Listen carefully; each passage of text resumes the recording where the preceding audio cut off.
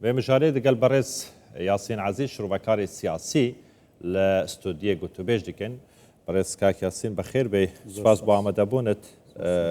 مجاري كسركي اسا لعراق لامريكا باسي دي دكريتن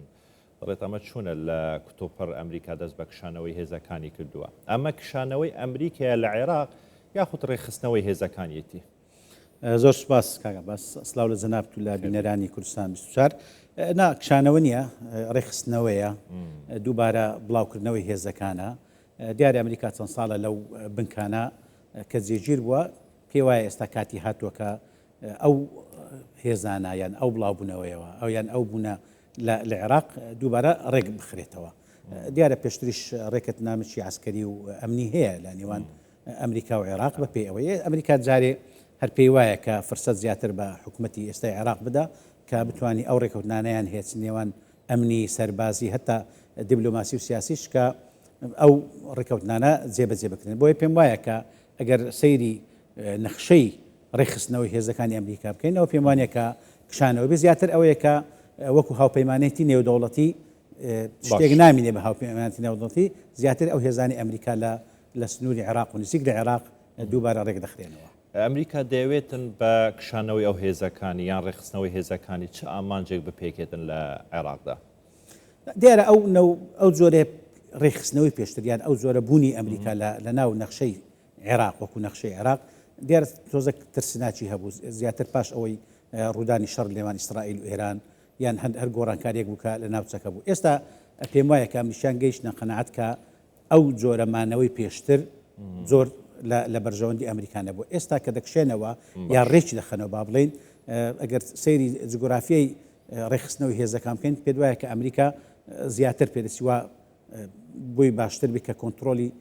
وەزعی عێراق بکەیان وەزعی با بڵێن هێزەکانی خۆی بکە لە ناوچەی ڕۆژهەڵاتی ناوەڕاست چ لە عێراق چ لە سووریا چ لە هەموو ناوچەی کەنداوی عەرەبیش هەتا کاک یاسین خۆش دەزانی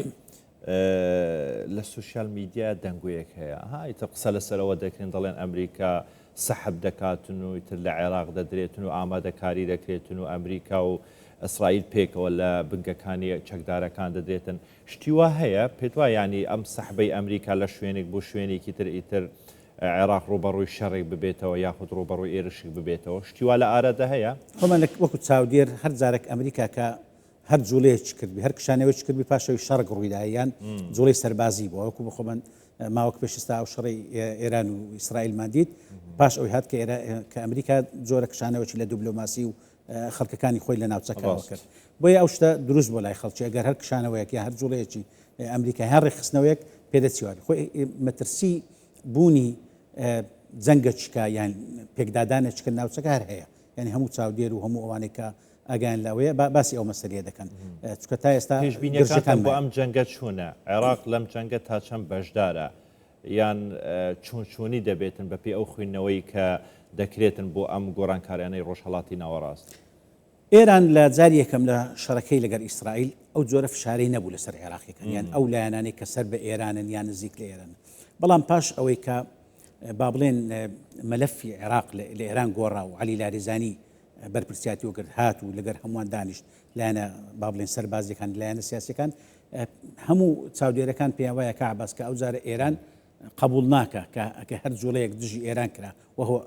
ئەو جوڵەیەش چاوەڕوان کرایە کە لێدانەکە بێ بەرامبەر ئێران لەو ماوەیە لەو ماوە نزیکەی یان لەو چەند مانگەی با بڵێن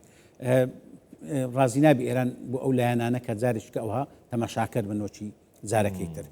بەڵام تا ئێستا پێم وایە کە ئەمریکیەکان لە دوورەوە توانیتیان کۆنتترۆلی پرۆسی سیاسی پەن لە عێراق هەروەکۆی دیتمان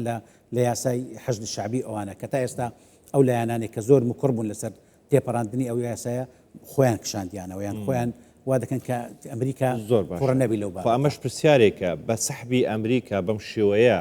دەبێتە هۆی ئەوەی کە جارێکی تر ئەم یاسا زیندوو بێتەوە یاخۆت هێزە سیاسیە شیعەکان ئیتر یاساکەی تێپەڕێنن نا پێم وانە لایەنە سیاسەکانی شیعە بە تایبەتیوانەیە دەسەڵاتن باش دەزان کە هەژمونی ئەمریکا لەسەر پرۆسی سیاسی عێراق لەسەر پێکەنانی حکوومەت پێکەنانی دەسەڵاتی عێراقی زۆر گەورەتر لەوەی دوای ئەمریکا زۆر دوور نەکەوتیتەوە ینی ئەگەر هێزەکانی تۆزەک لە ناو خاچی عێراق با بڵێن لە ناو سنتەری عێراق کشان بیەوە یان ڕێک خزبیتەوە دەیان دێنێتە هەرێمی کوردستان یان دەیباتە سەر سنووری ئوردن و سووریایان تۆزێک دەیباتە ناو سنووری ئوردن هەمووی نزیکن و کاریگەریان دەبی لە سەروەزی عێراق بۆیە پێم وانییە کە ئەو بابەتەوا بکە کە لایەنە سیاسەکان بە تایبەتی شیعەکان کە دیسان بیردەوەی بکەنەوە چونکە هەندێک مەسائل هەیە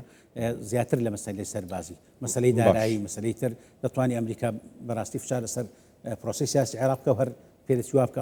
ئەو فشارە واکە پرۆسی سیاسی عێراقی تەواو لە ناو بچی. زۆر باشە کاکاسیۆن جەنابشت دەزانی کە ئێستا ئەمریکا لە شاری هەولێر گەورەترین قونسڵخانە لە وەزم لە هەموو جیهان لە هەولێر دروست دەکاتن بەم نزیکانەش افتتاحی دەکاتن. باس لەوە دەکرێتن دەڵێتن کە ئەم هێزانە لە عێراق سەحبیان پێ دەکات دەێنێتن لە هەرێمی کوردستان جێگیر دەکاتن ئەمەش بۆ سنووری جوگرافی هەرێمی کوردستان هێزێکی ترە قووەتێکی ترە ناوبانگێکی ترە پشگیریەکی ترە بە شێوەیەکی تر ئەمریکا بۆ هەرێمی کوردستان دەردەبڕێتن ئەمە ڕاستە؟ بڵێت کشانەوەی هێزەکان یان بەشێکی زۆر لە هێزەکانی ئەمریکا لە بنکەکانی ناوچەکانی عێراق بۆ هەرێمی کوردستان متمانەیەکە بە پەیوەندیی استراتیژی بە قوڵایی ئەو پەیوەندی استراتیژیەی یان ئەو هەوپایمێناتی استراتیژیەی کە لە نێوان ئەمریکا و هەرێمی کوردستان متمانەکە بە هەرێمی کوردستان بە ئارامی و سەقامگیری هەرێمی کوردستان بە دەسەڵاتی سیاسی هەرێمی کوردستان بەڵام من پێم وایە کە عەباس لەو کاتە دەبێت دەسەڵات سەرکردایەتی کورد زیاتر بیر بکاتەوە کە ئەو متمانەی ئەمریکا زیاتر بۆ خۆی ڕابستثماری بکە تێدا ینی زۆر جار مەسەن ئەو ڕووداوانەی دوای سلێمانی هەندێک ڕووداوەیە لە کوردستان پێی وایە کە مەسەن کە ئەمریکا پێ ناخۆشە یان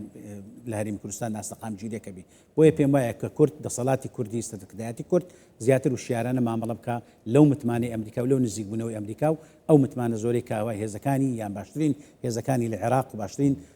ئەفسەرەکانی لە عێراق دەهێنتە ناو بنکەکان لە هەرێمی کوردستان. زۆر باشە کاکەسن ئێستا عێراق بەرەو هەڵبژاردنێک دەچێتن کە هەمویان چاویان لەو هەڵبژاردنانە بزانە سەنگی لاەنە سیاسەکان چۆنی دەبێتن ئەم سەحبی ئەمریکا و هاوپەیمانان لە ناو عێراقا ڕاگررتنی یاسای حەشتی شعبیە پێت وایە عێراق بە سەلامەتی دەگاتە یانزە و هەڵبژاردن دەکاتن لاەنە شیعیەکان بە تایبەتی ئەوانەی کە چاویان لە دەسەڵات و ئێساش لە دەسەڵاتن دەیانوێت لە بڕی شکستیان لە مەسلەی قانونی حەشتی شعبی یاسای حەشتی شعبی ئەو کشانەوەی ئەمریکانی ئەو ڕێخستنەوەی ئەمریکا وەکو ئیستیسمارێکی سیاسی بکەن لە بۆ هەڵبژاردن کە پێیان وایە کە دەسەڵات لە عێراق دەسەڵاتیش سەقامگیرە ئەوها فەرموو ئەمریکیەکان وە ڕێخستنەوەی هێزەکان دەکەن یان کشانەوەی هێزەکان ئەم پێم وایە ئەو بابەتە زۆر بەکاردێنن لایەنە سیاسەکانی شیعە چونکە زیاتر ڕکابەری لە نێو لایەنە سیاسەکانی شیعەیە بۆ هەڵبژاردن کورد زۆرێک ئەوەی سەقامگیر تێستون دە شەروە بەڵام کە ئەوەی کە زۆربەی زیاتر با بڵێن پێکدادان و مەسەلەن یان ڕکابەریان هەیە لە مەسلەی هەڵبژاردن و بردنەوە لایەنە شیعیەکان ئەوانی کە بەنیازن لە دەسەڵات بینەوە کە هەمومان دەزانین کە لە نێو لایەنە شیعیەکان بە تایبەتی چوارچەوەی ئەمانجی ئێستا کێشە و ئەوە ناکۆچی زۆرە لە بۆ ئەو ڕاکێشانەی لا هەڵبژاردن هەیە بۆیە پێم وایە کە وەکو ئیستیسماری سیاسی بۆ هەڵبژاردن ئەو بابەتە زۆر بەتوندی بەکاربینن لەو ماوەی داهاتوو. زۆر باشە بەڕێز یاسین عەزیز شروعبەکاری سیاسی گەلێکی سوپاس لە ستۆدیۆ میوانێن بووی هەر بژیت.